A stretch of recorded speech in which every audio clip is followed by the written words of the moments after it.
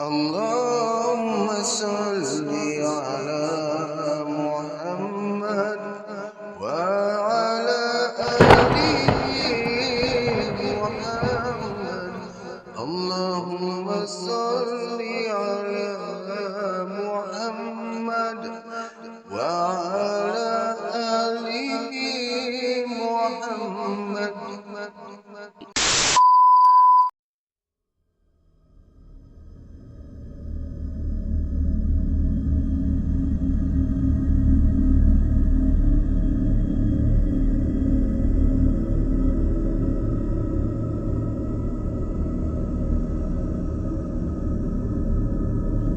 Assalamualaikum warahmatullahi wabarakatuh dan juga salam sejahtera. Terima kasih bertemu lagi kita dalam Radio 12 Malam. Terima kasih semua. Baik, pada yang baru sahaja terjumpa dengan channel ni, mungkin kalau anda perasan tentang suara saya kadang-kadang ada time dia problem sikit kan. Baik, kali ni saya terangkan lagi sekali kenapa jadi macam tu. Sebab ketika saya rekod ni bukanlah di dalam studio. Kalau anda sampai ke satu-satu video tu boleh lihat saya rekod di ruangan luar, di luar. Jadi kalau ada bunyi bising, nasib lah. Dan kadang-kadang kalau hujan saya terpaksa delay lah untuk rekod. Kita tak ada studio. Tak ada studio, mana tahu kau rezeki ke hadapan nanti kan, insyaAllah, amin. Mana tahu kan. Baiklah, tak nak ngoceh panjang. Harap semuanya dah dapat jawapan ya. Doakanlah semoga audio untuk kali ini berjalan dengan lancar. Baik, kita akan teruskan dengan kisah daripada Tok Wangah, episod yang ke-106 yang bertajuk Berjumpa Puteri Bunian.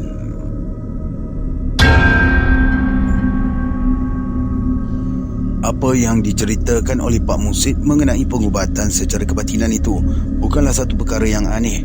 Bagi mereka yang mengikuti perkembangan pengubatan dengan cara yang demikian adalah merupakan satu perjuangan kebatinan yang memerlukan ketabahan dan kecekalan hati seseorang. Cara ini samalah seperti yang digunakan oleh bomoh-bomoh tradisional yang menurun ataupun menyeru nama-nama lain. Jampi mantra yang digunakan dalam ilmu menurun adalah berbeza sama sekali seperti yang dilakukan oleh Pak Musid ini.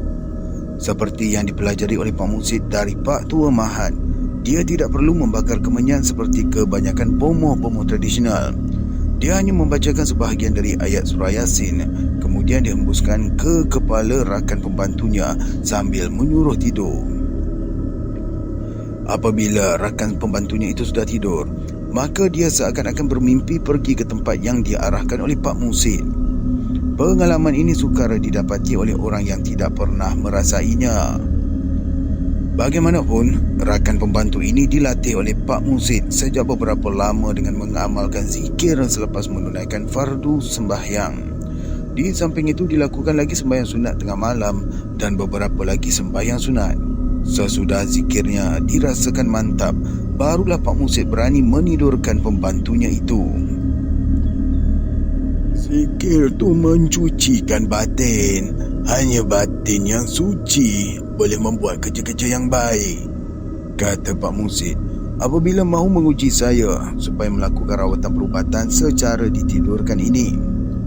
Pada mulanya dia menyuruh saya berzikir terlebih dahulu sehingga sampai kepada peringkat yang dikehendakinya. Setelah dia berpuas hati dengan apa yang saya lakukan, dia memberitahu yang dia akan menguji saya dengan cara ditidurkan. Kau akan dihantar ke tempat-tempat yang menakutkan supaya menjadi biasa, dan pada masa-masa akan datang kau tak akan takut lagi kalau menghadapi suasana macam tu, Pak Musid menjelaskan. Saya bersetuju dengan cadangan Pak Musid itu. Dia menyuruh saya berdiri tegak berhadapan dengannya, sementara Jiden Bacul berdiri di belakang saya. Kononnya apabila saya rebah tertidur, Jiden Bacul akan menyambut saya dari belakang. Pengalaman ini pada mulanya sungguh mengerikan. Setelah mengikuti cara-cara amalan yang ditunjukkan oleh Pak Musid, jangan berhenti zikir dalam hati, dia mengingatkan saya sambil tangannya diangkat tinggi-tinggi. Dan pandang tapak tangan saya ni serta kuatkan zikir, perintahnya. Saya memandang tepat kepada tapak tangan Pak Musid. Dia membaca sebahagian dari surah Yasin, kemudian dihembuskan kepada kepala saya. Dengan izin Allah, tidurlah kau. Tidur, serunya sambil menyuruh saya memandang tepat-tepat kepada tapak tangannya. Lama-kelamaan saya nampak tapak tangannya kabur. Akhirnya menjadi hitam, tidak kelihatan apa lagi. Jangan kata dia mengantuk, saya sendiri pun dah start mengantuk ni. Hujan baru reda ni. Aduh, bagi kita teruskan. Sejurus kemudian saya dengar Pak Musid berbisik ke telinga saya. Mulakan dengan ayat Bismillahirrahmanirrahim. Saya menurut arahannya membaca ayat tersebut. Teruskan berzikir, perintahnya lagi. Saya juga mematuhinya. Sekarang ni jangan takut, ikut perintah aku dan ikut apa arahan aku ya, katanya berbisik, tetapi dapat saya dengar dengan jelas. Saya tidak nampak apa-apa kecuali suara bisikan dari Pak Musid sahaja. Saya seolah-olah berada di satu tempat gelap yang terlindung. Sekarang keluar perlahan-lahan dari tubuh kau. Saya terdengar lagi arahan dari Pak Musid. Kemudian saya merasa diri saya ini melayang ke udara, keluar dari tempat gelap yang mengurung tadi. Kau dah keluar? Tanya Pak Musid. Dah. Sahut saya yang ketika itu berada di awang-awangan. Apa yang kau nampak? Pak Musid bertanya lagi.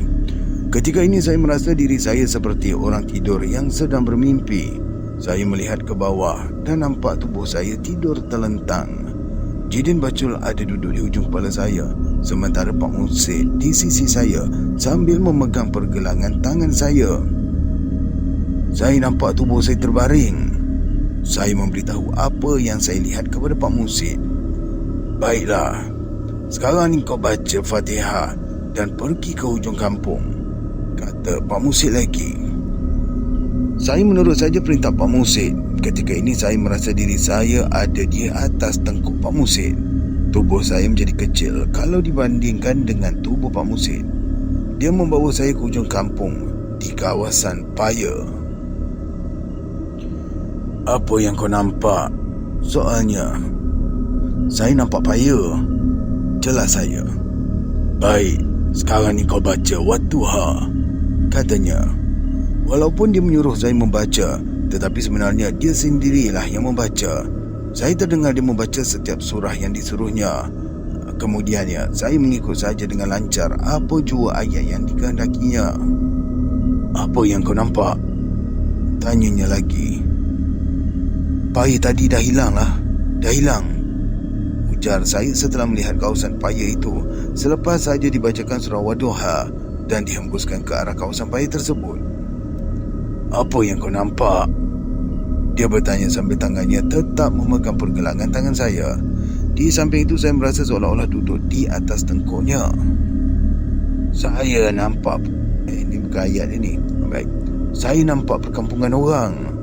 Dekat situ ada rumah besar yang dikelilingi oleh kolam mandi. Jelas saya menerangkan seperti apa yang saya lihat sendiri. Sekarang kau masuk ke kampung tu. Lenyapkan diri kau dengan zikir dan bagi tahu aku apa yang kau nampak, perintah Pak Musid lagi. Saya turun dari tengkuknya menuju ke rumah besar yang dikelilingi kolam mandi. Saya terus berzikir seperti yang diarahkan oleh Pak Musid. Ketika ini, saya melihat beberapa orang melintasi berhampiran dengan saya, tetapi mereka tidak menegur saya. Bagaimanapun saya tidaklah berani menegur orang itu selagi tidak menerima perintah dari Pak Musid. Orang-orang yang saya temui itu adalah terlalu asing kepada saya. Tentulah saya ni dah berada di sebuah perkampungan yang belum pernah saya sampai sebelum ini. Anehnya, orang di situ tidak berjalan seperti biasa. Mereka kelihatan seperti melayang-layang di udara, walaupun kelihatan kakinya mencecah ke bumi. Semua yang saya lihat itu saya laporkan kepada Pak Musid.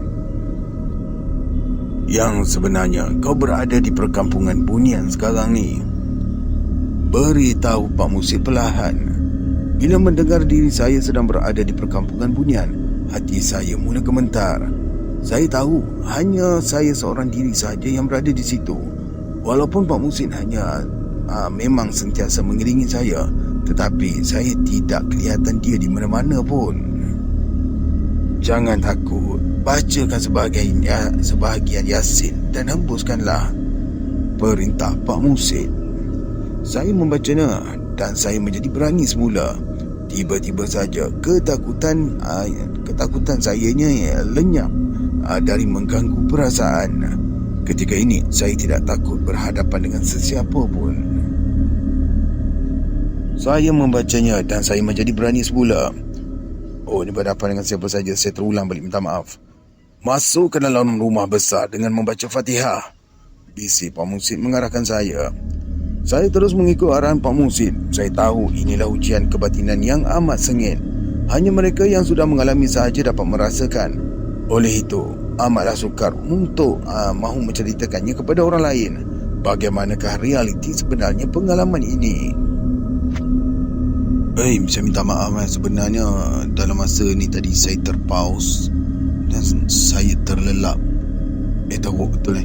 Saya tak boleh nak patah balik ni. Kejap. Kalau kata saya terulang balik, abaikanlah. Baik, kita teruskan. Tiba-tiba saya dapati saya berdiri di sisi perempuan muda tadi. Dia tercengang-cengang melihat saya berdiri di situ. Hampir dia terjerit kerana ketakutan. Tetapi saya mendengar sesuatu yang dibacakan oleh Pak Musid menyebabkan perempuan muda itu kembali tenang. Selamat datang. Dia menegur saya ramah. Saya menganggukkan kepala kerana tak dapat berkata apa-apa. Lidah saya ni terasa kelu berhadapan dengannya. Inilah tempat kami, jauh daripada penglihatan manusia, ujarnya sambil mengajak saya untuk duduk. Saya tidak menyahut. Sebenarnya saya tak tahu bagaimanakah mahu bercakap-cakap dengannya. Saya mengharapkan yang Pak Musid datang membisikkan sesuatu kepada saya. Tetapi puas saya menunggu-nunggu, Pak Musid tidak juga memberikan apa-apa isyarat. Hati saya bimbang kalaulah ditinggalkan oleh Pak Musid di situ. Hanya dia sahaja yang bertanggungjawab ke atas saya ketika ini. Demikianlah pengalaman yang saya rasakan dalam pengembaraan ke alam batin itu. Sebaik sahaja saya mahu membuka mulut dengan puteri bunian itu, Pak Musid memerintahkan saya supaya meninggalkan tempat tersebut. Saya merasa diri saya melayang ke udara. Kemudian saya lihat perkampungan itu tidak ada lagi. Hanyalah kawasan paya yang dipenuhi oleh belukar terberau. Sekarang balik. Suara Pak Musid berbisik ke telinga saya. Saya terus mencari jalan balik semula ke rumah Pak Musid. Baca Astaghfirullahalazim dan masuk perlahan-lahan, katanya lagi. Saya terasa melayang masuk ke kawasan gelap yang tidak kelihatan. Selepas itu saya pun terjaga. Saya dapati Pak Musid dan Jidin Bacul ada di sisi saya. Jidin Bacul menepuk-nepuk belakang saya dengan mengucapkan syukur. Alhamdulillah, kau dah berjaya menempuh ujian ni, kata Jidin Bacul berulang-ulang. Saya merasakan tubuh badan saya sengal-sengal. Seluruh anggota saya menjadi kebas. Saya memberitahu Pak Musid mengenai tubuh saya yang sengal-sengal itu dan merasa kebas seluruh anggota badan. Pak Musid tidak bercakap apa-apa, tetapi dia menghembuskan beberapa kali ke kepala saya. Barulah saya merasa pulih seperti sedia kala. Memang begitulah selalunya, beritahu Jidin Bacul tersenyum melihat saya. Oh, ni dialog Jidin Bacul ni. Saya ulang balik. Memang begitulah selalunya, beritahu Jidin Bacul tersenyum melihat saya. Pengalaman ini amat besar ertinya kepada saya. Bukanlah semudah itu Pak Musid mahu menguji seseorang, kata Jidin Bacul. Dia sendiri mengambil masa yang lama baru berani diuji oleh Pak Musid. Pengembaraan alam batin ini sebenarnya memang boleh dilakukan oleh manusia, tetapi bukan semua orang boleh melakukannya. Bagi orang-orang seperti Pak Musid, dia sendiri boleh melakukan dengan tidak payah dipandu oleh orang lain lagi. Tetapi bagi orang yang baru mahu memulainya, harus ada orang yang memandu. Apakah rahsia di sebalik pengajaran itu? Tidaklah saya fahami sangat. Apabila kita mengembara di alam batin, panca indera kita sudah dapat meliputi segalanya.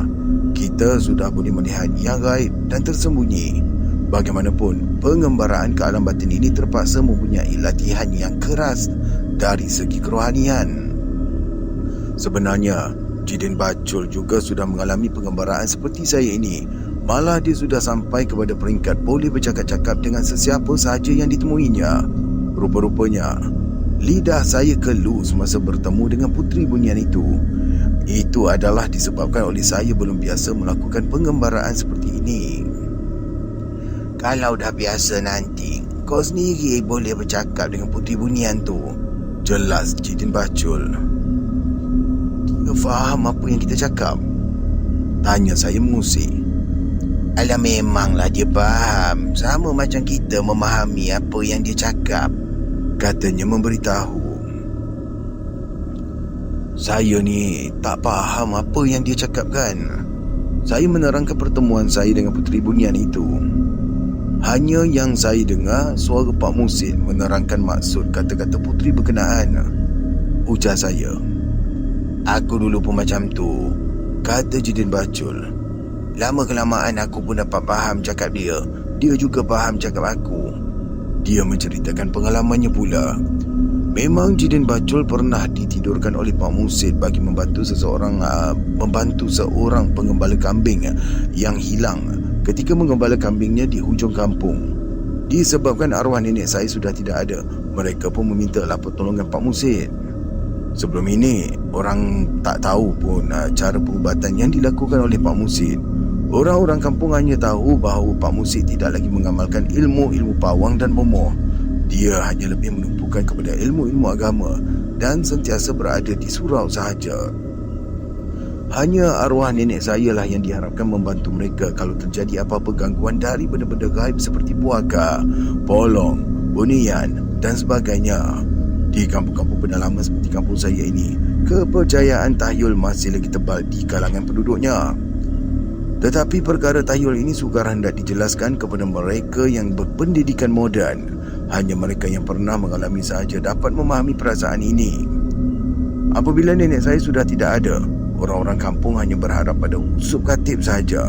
Tetapi setiap kali orang-orang kampung mengadukan mengenai sakit atau meminta rawatan, usuk khatib selalu menyuruh untuk menemui Pak Muhsin, atau dia menasihatkan supaya dibawa ke hospital sahaja.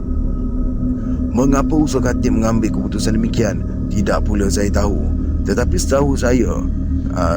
setahu saya pernah mengalami kerja-kerja bertapa seperti yang pernah diajaknya saya. Malangnya, saya tak berjaya melakukan kerana hati saya tidak berapa yakin. Saya tertarik untuk belajar dengan Pak Muhsin kerana dia seorang yang berpengetahuan dalam agama. Sebenarnya, saya banyak mahu mempelajari tentang ilmu-ilmu kerohanian di dalam Islam dari Pak Muhsin ini. Jadi, berbalik kepada cerita Jidin Bacul tadi, dia mendengar tentang cerita Akub Juling hilang semasa mengembala kambing. Budak ini baru berumur 15 tahun. Emaknya menangis-nangis datang ke rumah usuk khatib meminta carikan anaknya yang secara berpawang. "Aku bukan bomoh lah, Mak Weh," ujar usuk khatib menasihatkannya. "Cubalah pada Jidin ni, aku dengar dia ada juga menuntut," katanya sambil mengerling yang ada sama mendengarnya di situ. "Tak kira lah siapa, asalkan dapat jugalah menolong," rayu Mak Weh. Kerana kasihan kepada Mak Weh, lalu Jidin Bacul mengajak dia menemui Pak Muhsin. Mulai saat itulah orang-orang kampung pula menaruh kepercayaan kepada Pak Muhsin. Pada mulanya Pak Muhsin enggan juga, tetapi disebabkan ingin menolong orang dalam kesusahan seperti Mak Weh, dia bersetuju untuk melakukannya. Pak Muhsin tidak memerlukan air bunga 7 gelok, tidak memerlukan kemenyan, tidak memerlukan kain kuning dan tidak memerlukan apa-apa. Semasa dia datang ke rumah Mak Weh dengan Jidin Bacul dan usuk khatib, dia tidak membawa apa-apa peralatan atau ramuan ubat seperti arwah nenek saya. Dia juga tidak memerlukan bertih garing. Dia juga tidak memerlukan bertih garing untuk dijadikan peluru meriam. Kan macam-macam benda nak disediakannya. Orang ramai yang sudah datang berkumpul di rumah Mak Weh juga merasa hairan dengan sikap Pak Muhsin. Pak Muhsin menyuruh Jidin Bacul berdiri menghadapnya, sementara usuk khatib berdiri di belakang Jidin Bacul. Selepas membacakan sebahagian surah Yasin, Pak Muhsin mengembus kepada ubun-ubun Jidin Bacul. Dia memerintahkan Jidin Bacul memerhati tapak tangannya yang diangkat tinggi. Kemudian perlahan-lahan Jidin Bacul rebah lalu disambut oleh usul khatib. Cara yang dilakukannya ke atas Jidin Bacul samalah seperti yang dilakukannya kepada saya. Sama juga seperti yang pernah dilakukan oleh Pak Tua Mahat kepada Pak Musid. Itulah pertama kali Jidin Bacul bertemu dengan Puteri Bunian, kerana setelah beberapa kali dibacakan surah Wadduha, Jidin Bacul tetap ternampak Akop Juling di perkampungan Bunian di kawasan Paya itu. Pak Musid terus memerintahkan dia untuk ke sana. Semasa Jidin Bacul sampai, Puteri Bunian sudah menunggu di perkarangan rumahnya. Nampaknya awak ni nak mengacau aja, sindir Jidin Bacul kerana dia memang sudah dilatih dapat berkata-kata semasa mengembara ke alam batinnya. Takkanlah Mak Bidan dah tak ada. Awak nak curi Akop dari kami. Kami bukan bergantung pada Mak Bidan saja. Tak ada Mak Bidan, ramai lagi yang lebih handal dari Mak Bidan boleh menentang Bunian, kata Jidin Bacul mengingatkan. Awak yang mengganggu kami sebenarnya, sahut Puteri Bunian sambil menunjukkan ke arah Akop Juling yang terbaring di tengah rumahnya. Dia robohkan tempat permainan kami. Jelasnya macam menyimpan dendam. Awak tu tubuh halus, dia tu tubuh kasar. Mana dia nampak tempat awak bermain? Jerkah Jidin Bacul. Kalau awak tak lepaskan aku, Pak Musid dia nak bakar tempat awak ni, dia mengingatkan. Allah, kasar pula suara. Maaf saya. Bukan kami yang salah. Puteri Bunian menjadi marah. Jidin Bacul terdengar bisikan dari Pak Musid supaya membaca ayat kursi.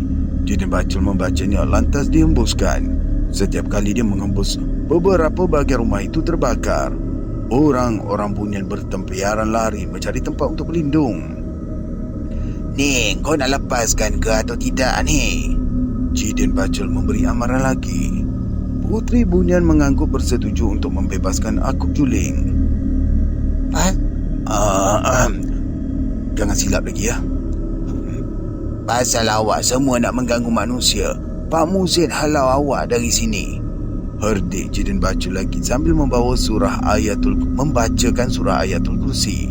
Dia menghembuskan ke segenap penjuru. Kawasan perkampungan orang-orang Bunian habis terbakar.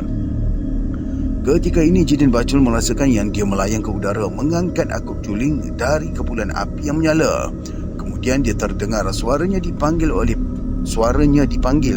Patut namanya dipanggil ni, silap ni. Kemudian dia terdengar namanya dipanggil oleh Pak Musid supaya balik semula. Terpaksalah Jidin Bacul meninggalkan Akop Juling di tempat yang dia sendiri tak tahu. Setelah Jidin Bacul sedar semula, dia ditanya oleh orang-orang kampung yang berkumpul di rumah Mak Weh apakah yang dilihatnya. Dia menceritakan semuanya kepada mereka. Tapi aku tak dapat bawa balik Akop. Aku tinggalkan dia, katanya termengah-mengah. Di mana kau tinggalkan dia? Tanya Mak Weh tidak sabar. Aku pun tak tahulah. Agaknya dekat dengan kawasan Paya tu lah. Jidin Bacul mengagak. Malam ni juga tengok aku kat tepi Paya, perintah Tok Pengulu. Dia bimbang kalau ditangguhkan hingga ke besok pagi, aku akan sesat entah ke mana pula. Baru orang berkira-kira mahu mencari Akop Juling ke kawasan Paya, tiba-tiba budak itu memanggil emaknya dari tengah halaman. Apabila pintu dibuka, kelihatan Akop Juling mara ke tangga dalam keadaan yang letih.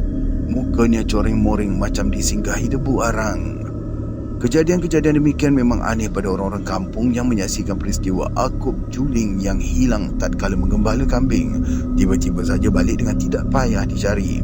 Tetapi bagi orang-orang seperti Jidin Bacul, Pak Musid dan saya sendiri yang telah mengalaminya, perkara seperti ini adalah menunjukkan tentang kekuasaan Allah yang maha mengetahui sama ada yang nyata maupun yang tersembunyi.